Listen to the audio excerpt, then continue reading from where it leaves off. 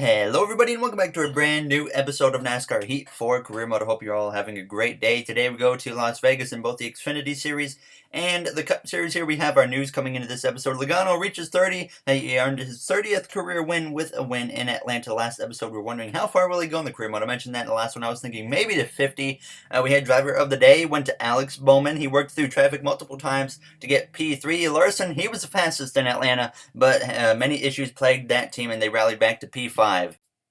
And we have another news story about ourselves. Gary Owen has been rumored to be talking to Penske Racing for next season. Could we be going to Penske? Certainly high up on my list, but now we have the Xfinity Series race here for Las Vegas where we had subscriber Zachary Thornton in the car here for us today. Las Vegas, usually a track that we struggle at quite a bit. There's a handful of tracks that it's just like it doesn't really feel like no matter how good the car is, we're going to struggle at. Las Vegas in the Xfinity Series, Iowa, and ISM Raceway are kind of those three tracks. So once we go to ISM in the next episode, I think we're going to struggle even more than we will here today in Las Vegas. As you see, Zachary running about the midfield area throughout this race as he was 3 wide with Greg Gaulding and Ryan Sieg, but he came through out of turns 4 on the final lap, and he didn't get a terrible finish. He came through to cross the line here in P15, so not a bad finish for us here today in the Xfinity Series with Noah Gragson in victory lane. But we come to Cup Series qualifying through out of turns 4 through this front straightaway in Las Vegas. We cross the line with a 30.799 and qualify P10.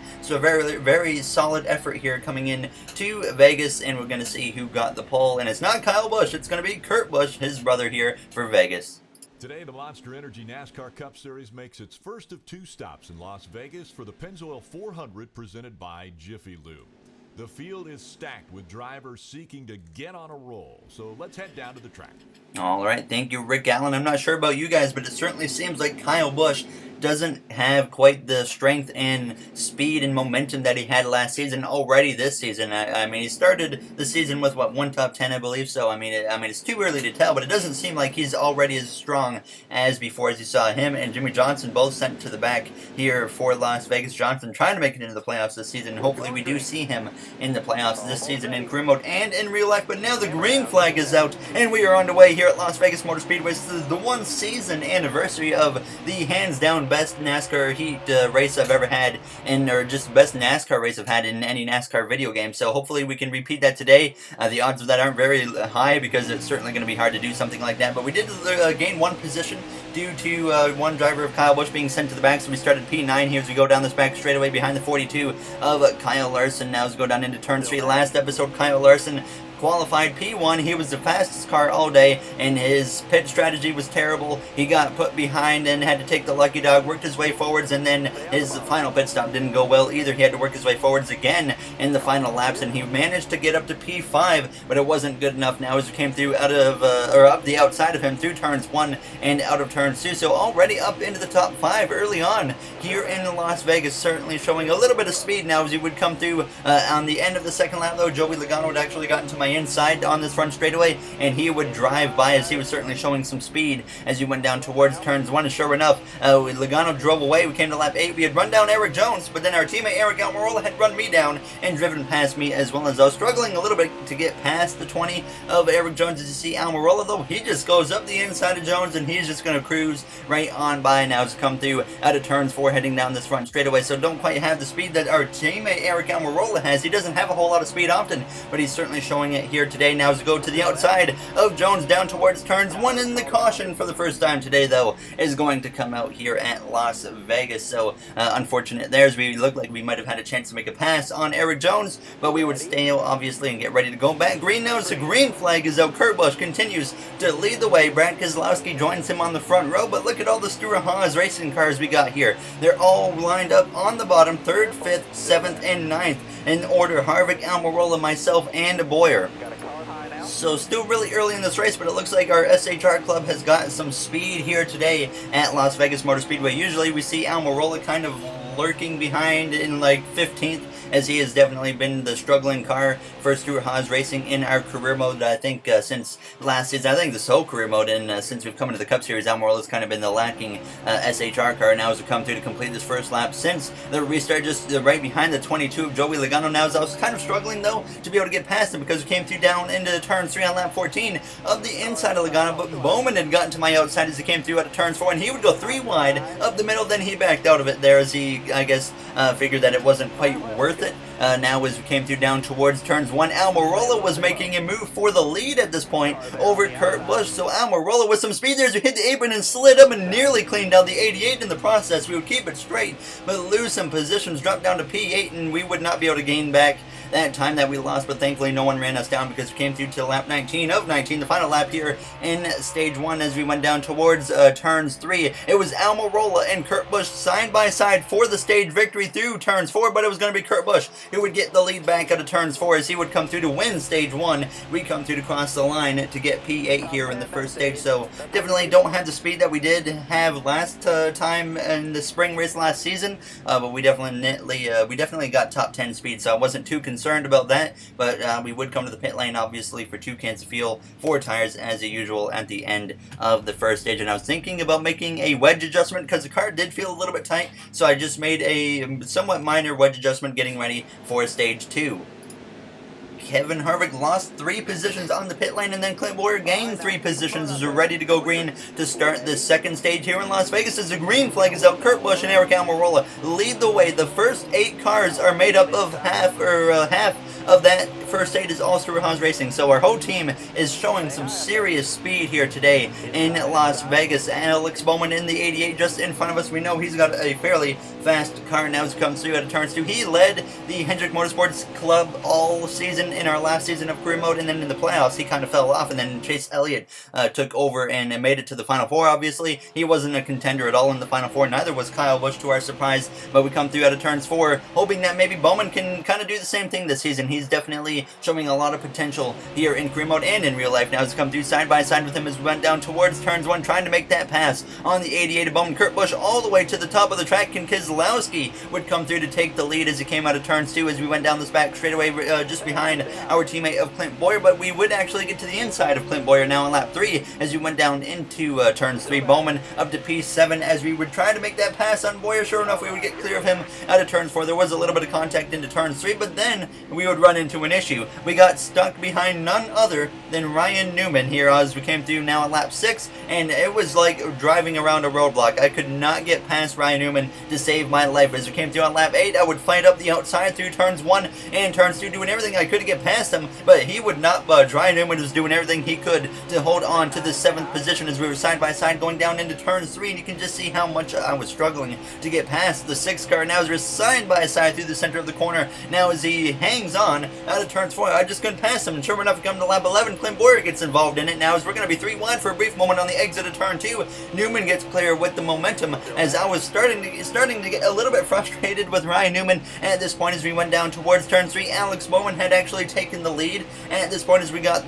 Bowyer still up our inside on the exit of turns 4, going to try and side draft our teammate of Bowyer. A little bit of contact there. Now it's come through to cross the line on the exit of the travel. There's more contact between myself and Bowyer now as he's slipping and sliding all over the place, and he makes an incredible save down into turns 1. 100% on me there. I was trying too hard to side draft him, but thankfully he held onto it, and Bowyer, he would pass Ryan Newman with no problem. I was like, you gotta be kidding me. So now we finally though get up the inside of Ryan Newman, so we're thinking, oh my gosh, I finally got Newman, but no, sure enough, he carries the momentum, so he will fight back on the exit of the corner. Very close quarters there with Newman, and Kyle Busch at this point was getting involved there as I tried to side draft the 6th car, and then Kyle Busch goes to the inside as we drop down to P10 with just 3 to go in the stage as we went down towards turns 1. So definitely frustrated with the 6 of Newman, but at the same time, he wasn't doing anything wrong. He was racing his own racer as we made a little bit of contact with Kyle Busch as we went down this back straightaway. So I couldn't be angry with Newman as the caution actually comes out here, coming to 2 to go on the stage, and that will end stage 2 a couple laps early. Alex Bowman, the stage winner. Almirola second again like he was in stage 1. We would pit for 2 cans of fuel, 4 tires, and I figured maybe we should do another wedge adjustment because it just didn't feel loose enough. So it was pretty minor. Once again, 49.7 as you get ready to go green here for the 3rd and final stage on the outside of Ryan Newman as the green flag is out, and the 3rd and final stage is underway. Alex Bowman, he lost the lead on the pit lane to Brad Keselowski, who now leads the way as we go down towards turns 1. Bowyer on our left-hand side, Kyle Busch just behind us. Eric Jones trying to get involved as well now as we're right on the back of our teammate there of Kevin Harvick. I decided to let up the throttle and just be a little bit generous to him to make sure we didn't take it 3 wide now as we go down this back straightaway. But I think the biggest goal right now is to just get past the 6 of Ryan Newman so we don't have to deal with him later in the stage. Now as we come through the center of the corner, going up the inside now of Harvick, but he has some momentum on the exit of the corner, and he would be able to hang on to the position as we come through to complete this first and opening lap of the third and final stage here in Las Vegas as we go down towards turns 1. Thankfully, Las Vegas is a track you can kind of run that middle to higher lane, and especially in turns 1. Turns 3, I can't really make it work very well, so you've definitely seen me up here in turns 1 now as we were pushing the 4 down the back straightaway into turns 3, just trying to get past him now as we would get in behind Boyer. We would get past Harvick eventually, and he had actually fallen quite a ways behind now as we came through on lap 46 behind, going 3 wide actually up the middle between Boyer and Kurt Busch as we came through. Out of turns 3, a little bit of contact again with our teammate Boyer. He's probably not going to be very happy with us today as we go down towards turn 3. There you see Harvick lurking in the background now as Kyle Busch is hoping to pounce on this opportunity as he had actually gotten to my outside now on lap 46 as we came through out of turns 4. So now we were battling side by side with the 18 of Kyle Busch on lap 47 into turn 3, still side by side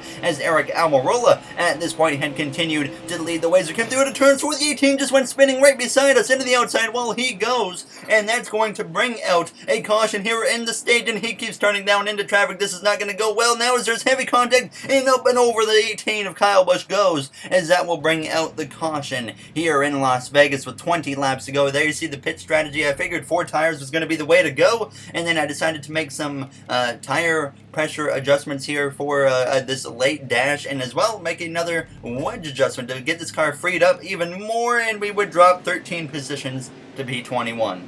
Now, I just want to say, if this was real life and there was 20 laps to go, you know they were going to take 4 tires, so that's definitely one thing, little aspect that needs to be tweaked on, I think, in NASCAR Heat 4. Now, as the green flag is back out, on the bright side, everyone's on slower tires, or at least less fresh tires, so we're going to have more speed. Now, as I completely bottled the restart because I got into the back of the 34 and that killed my momentum, so I got out of the way and everything's starting to go downhill again like it did at the end of Atlanta, but hopefully we can rally back now as we come through out of turns 2. And we had some slow cars actually up front here, including Ryan Truex, Eric Almirola. He was back out front though as we went through turn 3, getting up to this high lane, and as soon as I got to the top here, I was able to once again just kind of maneuver my way through the traffic as we came through out of turn 4. Johnson up to P22, but he's certainly not been having the best day, and sure enough, we would climb up to P16 on lap 53 to the outside of the 21, and the 2 of Keselowski, who has dropped quite significantly behind the 71 of Ryan Truex, who has quite heavy damage to the front of his car. So now we had continued moving forwards, now behind Kyle Larson as we came through turns 3. We get into the back of him just a little bit now as that kind of upset the car out of turns 4, and now we're going to be a little bit sideways in the 2s right there. We make contact with Keselowski, and he gets spun by Clint Boyer now as he's going to go spinning, and now he's going to get airborne up and over the 2 of Brad Keselowski goes, and he gets hit by McMurray and the 52 of Cody Ware, as well as the caution will come out again.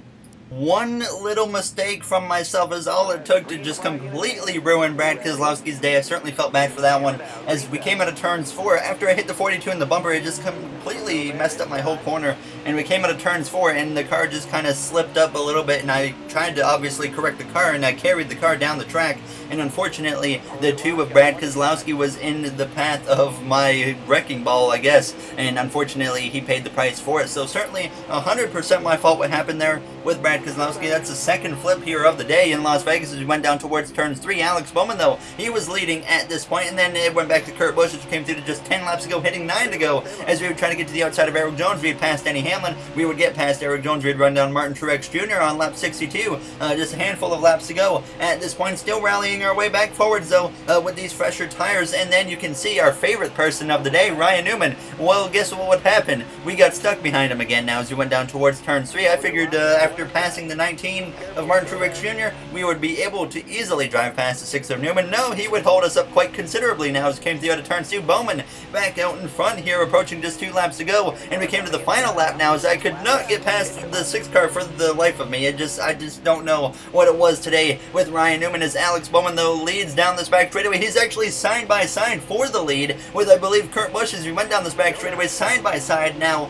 with Ryan Newman for the 5th position as we go down towards turn 3, and we just still cannot get past the 6 of Ryan Newman. As you can see up ahead, though, it's actually Bowman and Almirola who were side by side for the lead, but at the line it would be Bowman just by inches as we came through to cross the line behind Newman, Bowman to get P6 there. As you see the finish above at the top between Bowman and Almirola, that was pretty close. Now, as we get P6, like I said, I was very frustrated with Newman today. He didn't do a single thing wrong, but it was so frustrating dealing with him. But like I said, he didn't do anything wrong. It's just kind of how things went. And after the race, I said, could have been better, but we got stuck behind a roadblock multiple times. So I certainly wasn't most thrilled right after the race. But we have Kevin Harvick, who wasn't very happy with us. I apologize to him. And I also had Clint Boyer, who wasn't very happy with me, which understandably so. So I apologize to him because obviously we nearly took him out earlier, which is 100% on me. Certainly wasn't the best race in terms of cleanliness for us. I wasn't very happy with myself over that. But as always, though, if you guys did enjoy this episode, make sure to comment, like, and subscribe. Those would all be very appreciated. In the next one, we go to ISM Raceway, where last time we had a chance to win and we completely blew it. So we'll see what happens in the next one. So thank you all for taking the time out of your day to watch this one. I'll see you guys in the next one. Have a great day, everybody.